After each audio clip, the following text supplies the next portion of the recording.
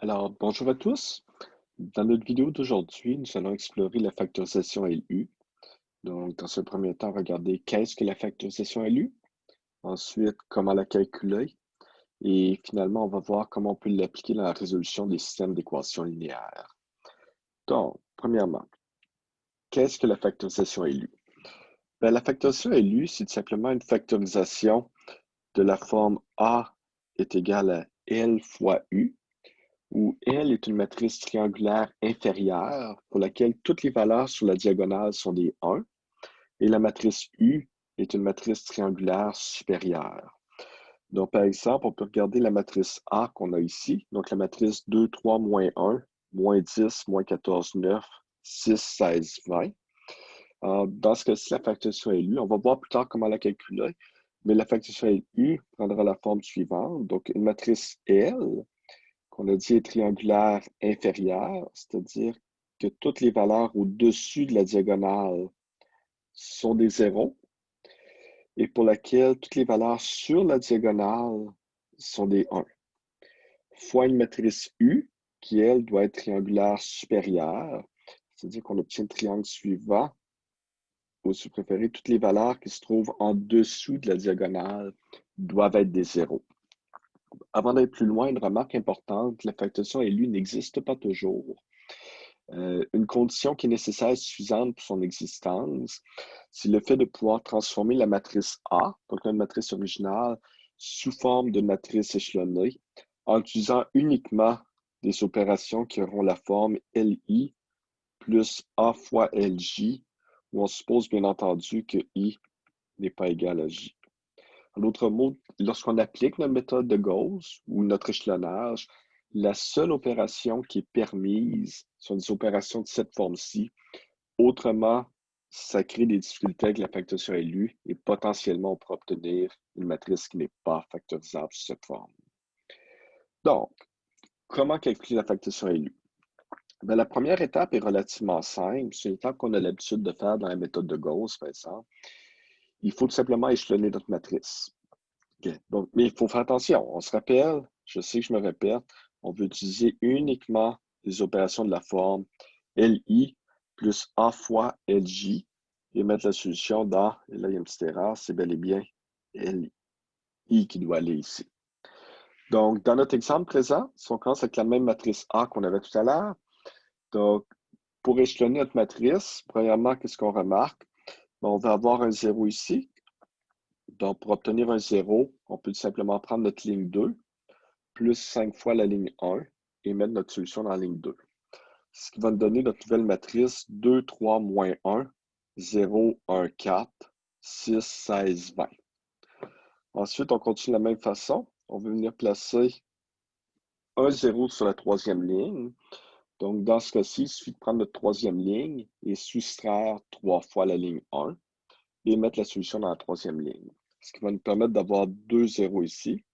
Et on obtient donc la matrice 2, 3, moins 1, 0, 1, 4, 0, 7, 23. Et finalement, comme dernière étape, c'est ici qu'il faut venir placer un 0 pour que notre matrice soit sous forme échelon. Et dans ce cas-ci, tout ce que je vais faire, c'est prendre notre troisième ligne et soustraire 7 fois la deuxième ligne, ce qui va nous donner notre 0. Et on obtient donc la matrice 2, 3, moins 1, 0, 1, 4, 0, 0, moins 5. La matrice qu'on obtient à la fin, donc cette matrice-ci, c'est ce qui va être notre matrice U de notre factorisation LU. Donc, on se rappelle, ce qu'on cherche, c'est à factoriser la matrice A sous la forme LU. La matrice U qui est ici, c'est la matrice qu'on obtient après échelonnage. Okay. Donc, la question maintenant, c'est comment obtenir la matrice L. L'idée, c'est chacune des opérations qu'on a obtenues, donc cette opération-ci, celle-ci et celle-ci, peut être transformée sous forme d'un produit de matrice. Donc, c'est ce qu'on va faire immédiatement. Donc, par exemple, pour la première opération qu'on a fait, donc on se rappelle que notre première opération était l'opération L2 plus 5 fois L1, et on a mis la solution dans L2.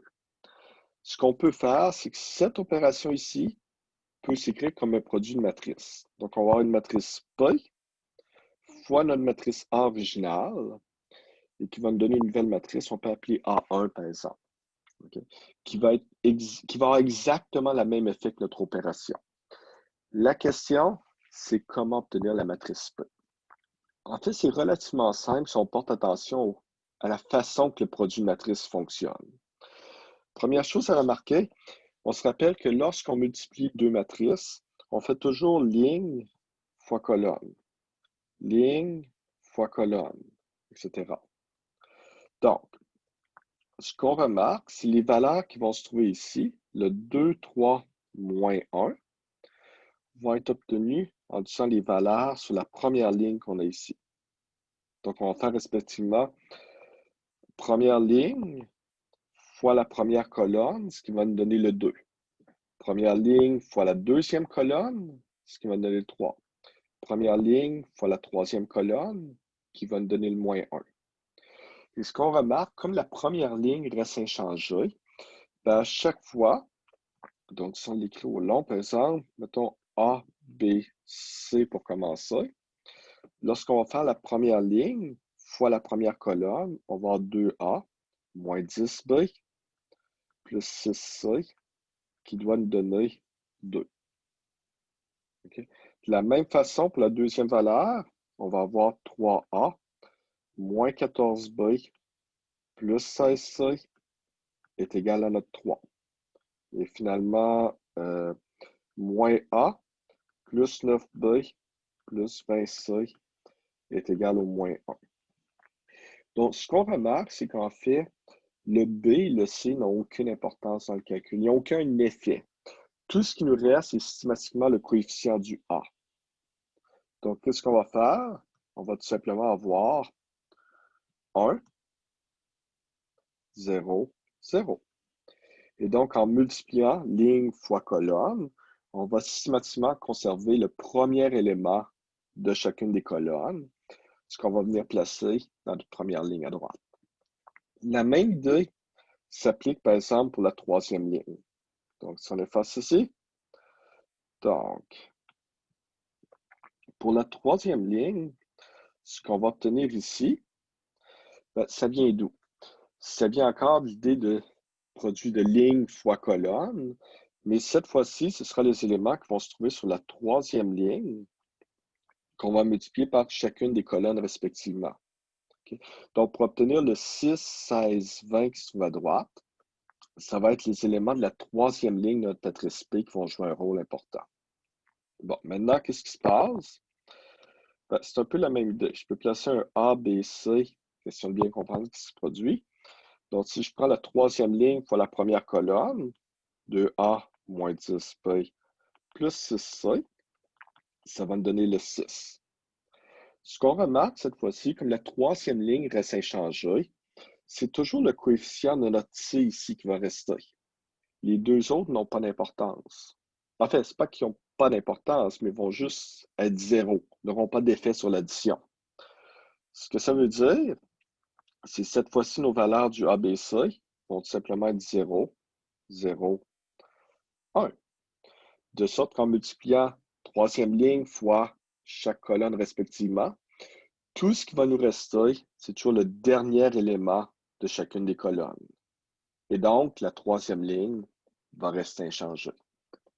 Là où c'est légèrement plus complexe, c'est la question de la deuxième ligne. En fait, la deuxième ligne, c'est celle qui est modifiée.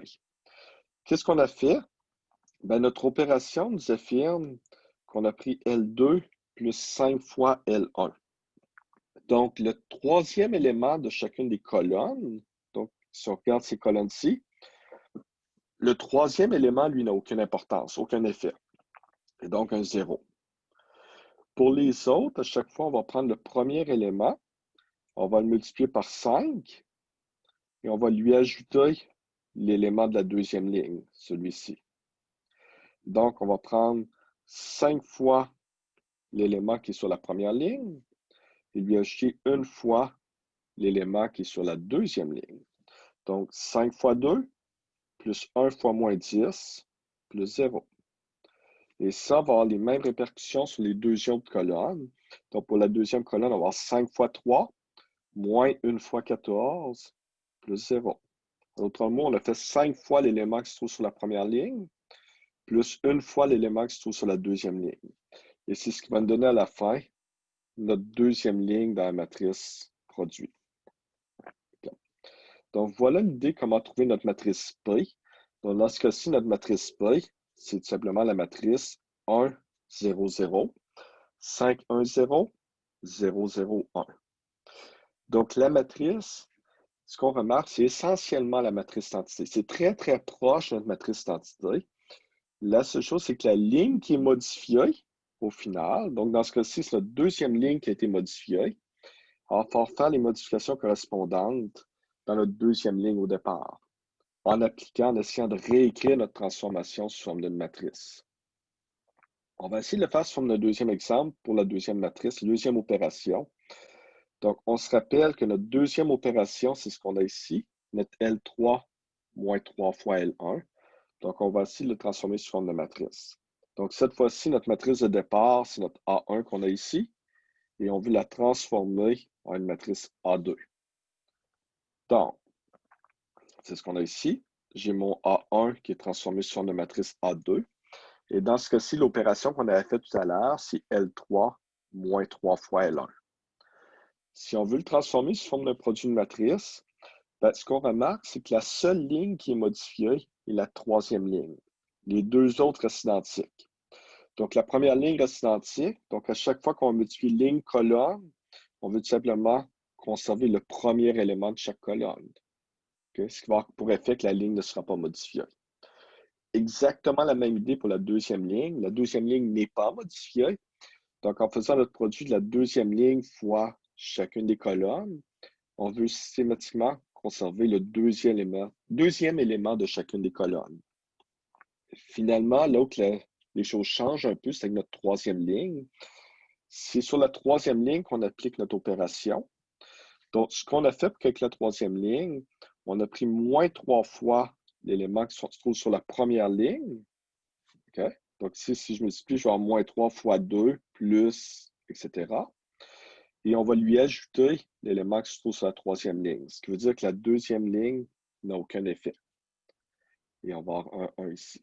Donc, si on regarde la multiplication, par exemple, si je regarde troisième ligne, première colonne, on va avoir moins 3 fois 2, plus 0, plus 1 fois 6. Ceci étant l'élément qui se trouve sur la ligne 1, ceci, l'élément qui se trouve sur la troisième ligne. Donc, on a vraiment fait moins 3 fois l'élément qui se trouve sur la première ligne, plus une fois l'élément qui se trouve sur la troisième ligne. Et c'est la même chose si on regarde pour les autres colonnes. Donc, pour les autres colonnes, si à la place, je multiplie troisième ligne, deuxième colonne, ce qu'on remarque, c'est qu'on va avoir moins 3 fois 3, plus 0, donc l'élément sur la deuxième ligne n'a aucun impact, plus une fois 16. Donc, on a vraiment fait moins 3 fois l'élément qui se trouve sur la première ligne, plus une fois l'élément qui se trouve sur la troisième ligne. OK. Donc, notre deuxième matrice de transformation sera ceci. Donc, on peut l'appeler, par exemple, P2. Et notre matrice P2 sera tout simplement 1, 0, 0, 0, 1, 0, moins 3, 0, 1. OK. Finalement, pour notre troisième opération, parce qu'on se rappelle, pour notre échelonnage, on a fait 3 opérations. Notre première, deuxième, troisième. Donc, notre troisième opération est celle qui va nous permettre de transformer notre matrice A2 vers notre matrice U. Donc, si on veut transformer cette opération sous forme d'un produit de matrice, regardons ce qu'on a. Donc, j'ai réécrit notre transformation ici. Cette fois-ci, la première ligne n'a aucun impact, aucun effet. Donc, elle va rester inchangée. Notre deuxième ligne reste aussi inchangée. Et finalement, pour notre troisième ligne, ce qu'on a fait, c'est que notre première ligne n'a aucun effet. On a pris moins 7 fois l'élément qui se trouve sur la deuxième ligne, plus une fois l'élément qui se trouve sur la troisième ligne. Et ceci sera notre matrice P3. Okay. Donc, ce que ça veut dire, c'est qu'on a obtenu les 3 produits suivants. Donc, on a commencé avec notre matrice A, qu'on voulait transformer en une matrice A1 et on a pris une matrice P1. Ensuite, on a continué. À partir d'une matrice A1, on a voulu continuer notre transformation. Donc, on a appliqué un deuxième produit. On a multiplié à gauche par une matrice P2, ce qui nous a donné une matrice A2. Et finalement, à partir de A2, on a voulu la modifier à nouveau. On a multiplié par une troisième matrice, ce qui nous a donné notre matrice U, qui était notre matrice qu'on voulait, qui est triangulaire supérieure. Donc, regardons. Comment on a obtenu notre matrice U? Bien, la matrice U a été obtenue tout simplement en faisant P3, A2.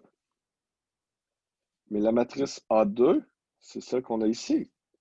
La matrice A2 a été obtenue en faisant P2 fois A1. Donc, on est rendu à P3 fois P2 fois A1.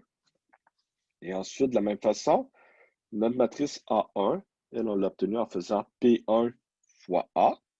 Donc, je peux remplacer à nouveau. Et je suis rendu à P3, P2, P1 fois A. Et c'est ici notre matrice U.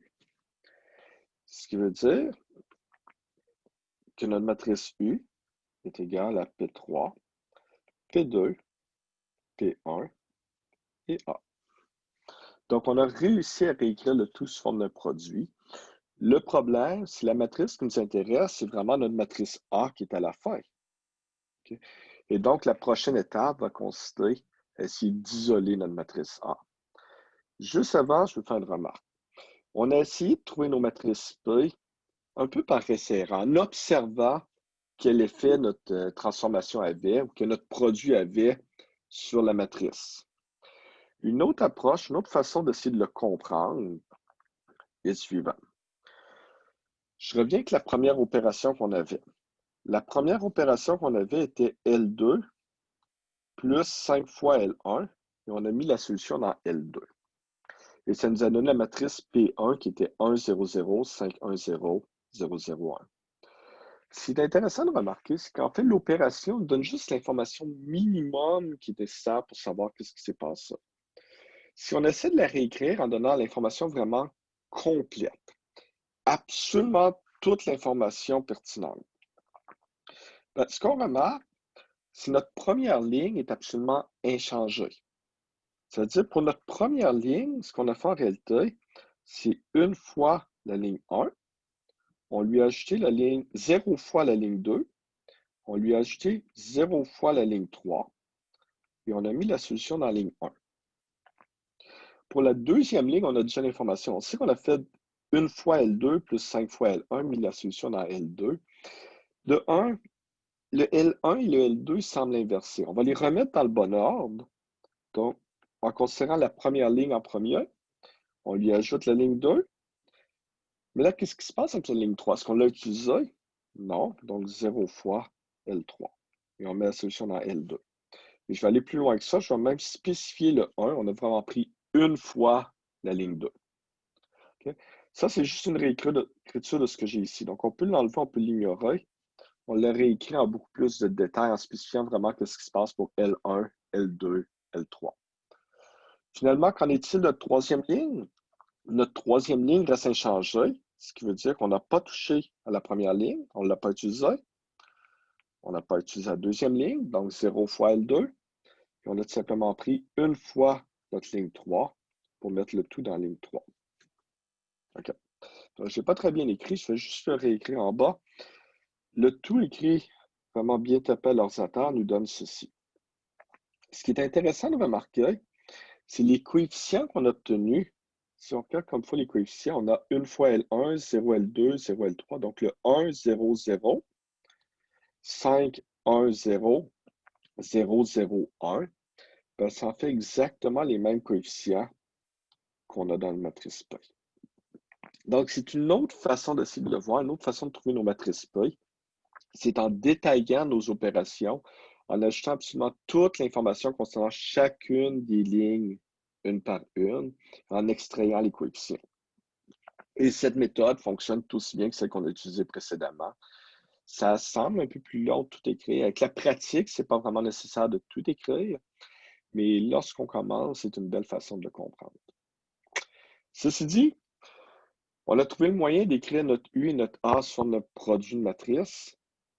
La question suivante, c'est comment isoler le A. Donc, ce que j'ai ici, c'est exactement le produit qu'on avait tout à l'heure. Donc, on a notre matrice U qui est égale à notre P3, P2, P1 fois A. Notre but est d'isoler la matrice A qui est ici. C'est relativement simple à faire, c'est juste une question de produit et d'inverse.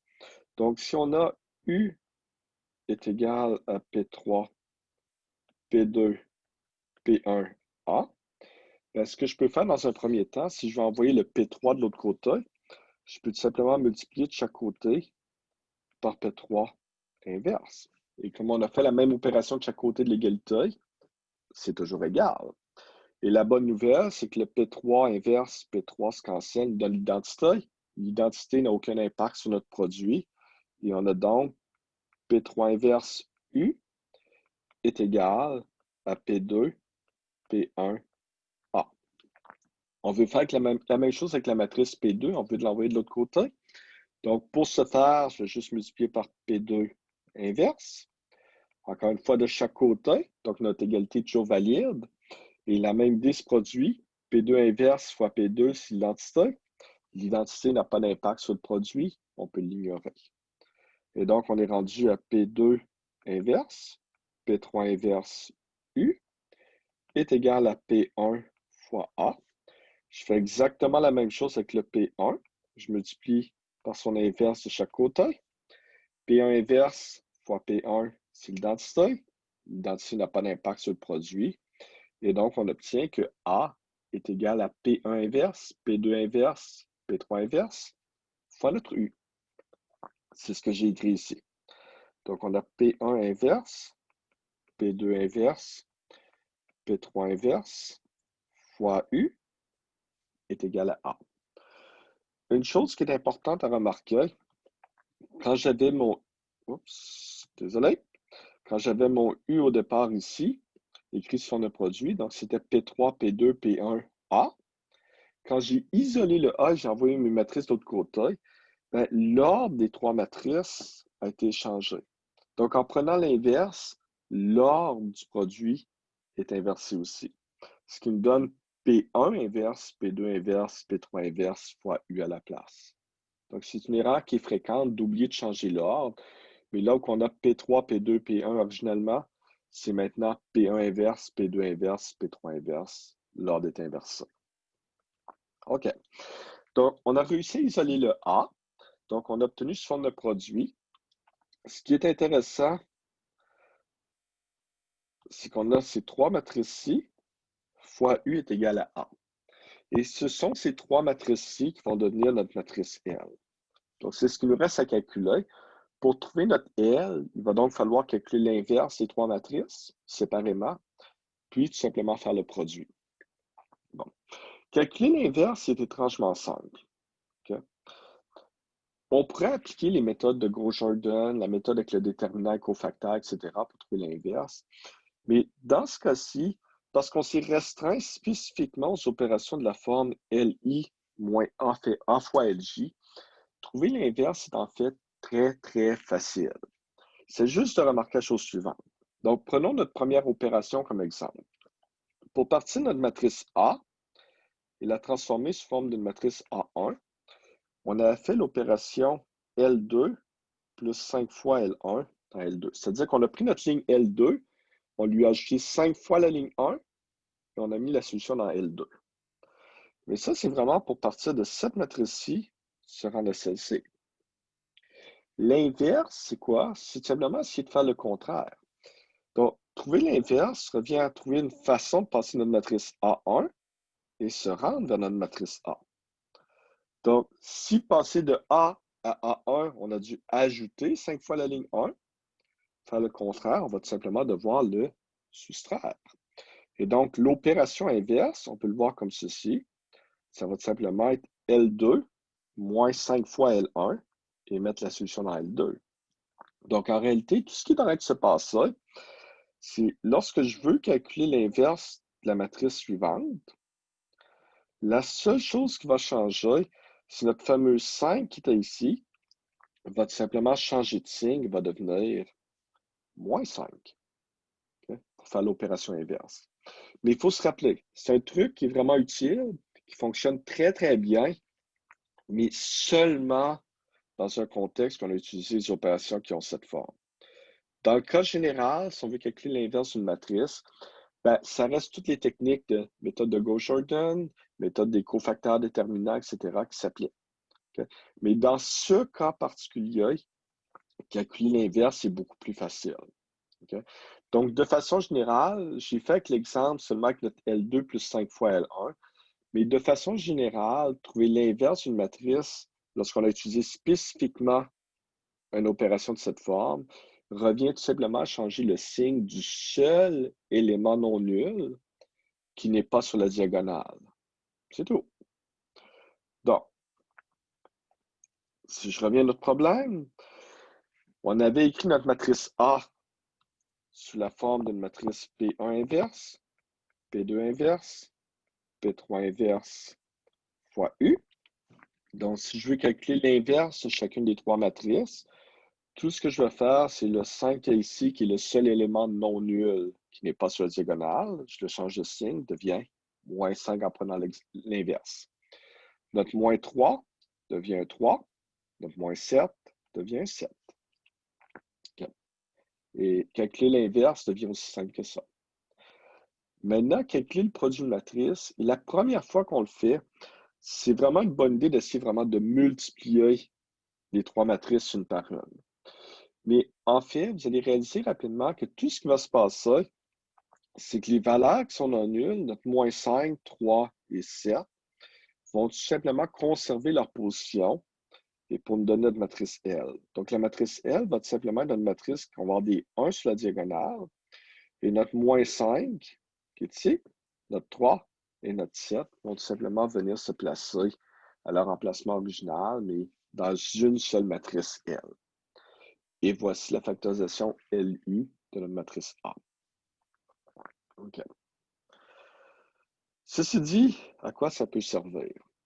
Pour essayer de comprendre l'intérêt, on va essayer d'appliquer notre théorie, notre factorisation LU, à la résolution d'un système d'équations linéaires. Donc, on se rappelle qu'un système d'équations linéaires, c'est quoi? C'est rien d'autre qu'une équation de la forme AX égale B, où A prend la forme d'une matrice, X est un vecteur qui contient nos inconnus, et B, ce sont les constantes. Donc, on a dit que A est égal à LU. Dans l'équation que j'ai ici, je peux remplacer le A par LU, ce qui va me donner une nouvelle équation qui est tout simplement LU fois X égale B. C'est exactement la même équation. La seule différence, c'est qu'on a remplacé le A par L fois U. Et à nouveau, notre but, c'est de trouver notre vecteur X qui contient nos inconnus. Ceci dit, quelque chose d'intéressant qui se produit. Notre UX, je ne connais pas spécifiquement sa valeur. Okay, ben, on pourrait éventuellement calculer, mais comme X est un inconnu, on ne sait pas vraiment c'est quoi UX. Mais on sait que UX est un autre vecteur. Donc, si je pose UX égale à Y, avec Y va tout simplement être nouveau vecteur qui est inconnu, ben, notre système d'équation, donc j'ai remplacé le UX qu'il y a ici par Y, notre système d'équation devient tout simplement LY égale B. Okay. Donc, Y contient des inconnus. Ce ne sont pas exactement les inconnus qu'on veut, mais ce sont des inconnus. Mais la bonne nouvelle, c'est que le système d'équation qu'on a, le LY égale B, comme notre matrice L est triangulaire inférieure, ce système d'équation est particulièrement facile à calculer. À résoudre, je veux dire. Donc, une fois qu'on a résolu le système d'équation LY égale B, on va connaître Y. Okay. Et maintenant, je reviens à ce système d'équation. On connaît le U qui vient de notre factorisation. On connaît le Y qu'on vient de calculer. Et ceci nous permet de trouver le X. C'est ce qu'il faut remarquer, comme U est une matrice triangulaire supérieure, résoudre ce système-ci est aussi particulièrement facile. Okay. Ce que ça veut dire, c'est pour résoudre un système d'équations linéaires AX égale B, Ben, si on connaît la factorisation LU de la matrice, ben, résoudre ce système d'équations revient tout simplement à résoudre les deux systèmes d'équations qu'on a ici dans l'ordre. On commence par résoudre LY égale B. On connaît le L, on connaît le B, donc on peut trouver le Y. Et on remplace en seconde équation UX égale Y. Donc on connaît le U, on connaît le Y. On peut maintenant trouver le X, qui est le vecteur qu'on cherche, qui est nos inconnus. On va essayer sous forme d'un exemple, et vous allez voir, c'est relativement simple. OK. Je vais considérer le système d'équations linéaire suivant. Donc, 2x plus 3y moins z égale moins 9, moins 10x moins 14y plus 9z égale 48, et 6x plus 16y plus 20z égale moins 16. Première étape, on peut tout simplement le réécrire sous forme matricielle. Donc, on peut extraire les coefficients, ce qui va nous donner une matrice A. Nos inconnus, on va le placer sous forme d'un vecteur. Donc, le vecteur x va tout simplement contenir les variables x, y, z qu'on cherche. Et finalement, les constantes qui se trouvent à droite, on va les placer sous forme d'un vecteur, ce qui va nous donner le vecteur moins 9, 48, moins 16, qu'on appelle souvent le vecteur B. OK. Et ce qu'il faut remarquer, c'est la matrice A que j'ai obtenue, c'est exactement la même matrice A qu'on a utilisée depuis le début. Et donc, on connaît déjà sa factorisation LU. En pratique, il faudrait prendre le temps de la calculer, mais ici, on l'a déjà trouvée. Donc, je vais me permettre de remplacer tout de suite. On sait que la matrice A est égale à la matrice L fois la matrice U suivante. Et donc, notre système d'équation devient LUX égale B. Le truc, comme on vient d'expliquer, c'est tout simplement prendre le U et le X qu'il y a ici. Ceci va nous donner un vecteur. On ne sait pas c'est quoi le vecteur, mais on va tout simplement lui donner un nom, qui va être le vecteur Y. Et pour simplifier les choses, on va donner un nom aux variables qui sont contenues dans ce vecteur. Donc, on va les appeler X', Y', Z'. Ce qui nous donne un nouveau système d'équation, qui va être le système LY égale B, qu'on va devoir résoudre. Bon, regardons, ça nous donne quoi? Donc, notre système d'équation, c'est ce que j'ai ici, LY égale B. On remarque que notre matrice L est triangulaire inférieure, et donc, résoudre le système d'équation est relativement simple. De la première ligne, on peut obtenir tout de suite que X' est égal à moins 9. La deuxième ligne, donc on a moins 5 X' plus Y' égale 48. Ce qui veut dire que notre Y' va être égal à 48 plus 5 fois X', donc 5 fois moins 9, ce qui va nous donner 3. Et finalement, la dernière ligne, on n'a que 3 X' plus 7 Y' plus Z' est égal à moins 16. Si je remplace, donc je vais isoler le Z', Z' va être égal à 16, moins 3 X' qui était moins 9, moins 7 Y', donc qui est 3, et ceci va me donner 16 plus 27 moins 21, qui est égal à... Oups, j'ai mal transcrit, pardonnez-moi. C'est un moins 16 qu'elle est ici, ce qui me donne moins 10. OK? Donc, notre vecteur Y, donc, va tout simplement être moins 9, 3, moins 10. Et là, je prends ceci et je viens remplacer dans le deuxième système d'équation, qui est notre système UX égale Y. On a trouvé le Y, donc on a dit que Y, c'est moins 9, 3, moins 10. Et on obtient un nouveau système d'équation à résoudre qui va cette fois nous permettre de trouver le X, Y, Z original du problème. Et c'est la même idée. Cette fois-ci, en fait, notre matrice est déjà sous forme échelon. Donc, un peu le même principe qu'on avait pour le LY égale B. Notre matrice était triangulaire inférieure, donc c'était facile à résoudre si on prenait les lignes une par une en commençant par le haut. Maintenant, on obtient quelque chose qui est très similaire à ce qu'on obtient dans la méthode de Gauss. Notre matrice sur échelon. Donc, on va faire la même chose, mais cette fois-ci en commençant avec les lignes du bas.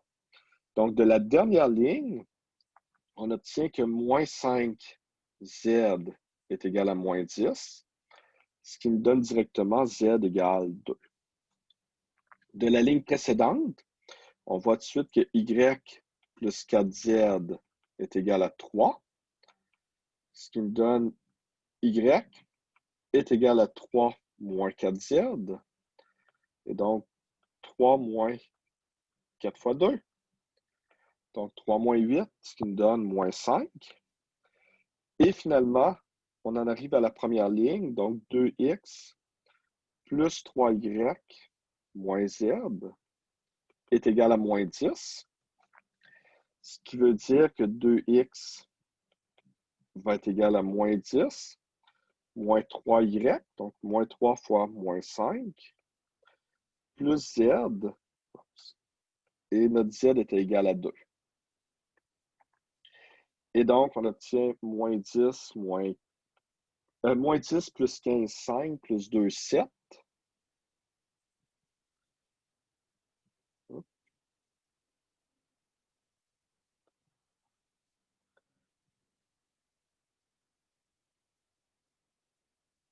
Attendez, j'ai une petite erreur de calcul quelque part. 2x.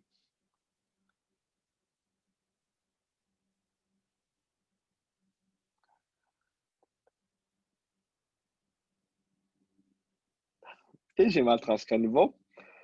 Regardez ce qui s'est passé. Quand j'ai transcrit, j'ai écrit un moins 2. Alors, un moins 10, alors que c'est un moins 9.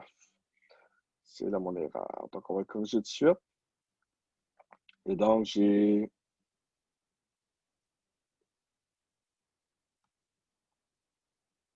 moins 9. Donc, 2x plus 3y moins z égale moins 9, ce qui va me donner que notre 2x va être moins 9, plus 15 plus 2. Donc, moins 9 plus 15, on a 6, plus 2, 8, ce qui me donne finalement x égale 4. Et donc, la solution de notre problème, solution finale cette fois-ci, on a donc que notre vecteur x est simplement notre 4, moins 5 et 2. Ce qui était notre x, y, z qu'on cherchait originalement. Donc, x égale 4, y égale moins 5, z égale 2, et c'est pas plus compliqué que ça. Ce qu'il faut remarquer, qu'on a fait vraiment les choses étape par étape en écrivant tout, mais en pratique, les choses se font relativement rapidement. L'étape la plus importante, c'est l'échelonnage. On s'assure d'utiliser seulement le LI plus ALJ, mettre la solution dans LI. Mais une fois qu'on a fait l'échelonnage, qu'on a consommé chacune des opérations, traduire ces opérations sous forme de matrice est simple. Calculer l'inverse de chacune de ces matrices se fait très rapidement. Multiplier les 3 matrices inverses se fait aussi très rapidement. Donc, en pratique, c'est beaucoup plus rapide que ce qu'on a fait. Mais je tenais dans ce premier exemple à vraiment y aller étape par étape, qu'on essaie de comprendre un peu les détails ou l'idée derrière la technique. Donc, je m'arrête ici pour aujourd'hui. Je vous souhaite une bonne fin de journée et à la prochaine.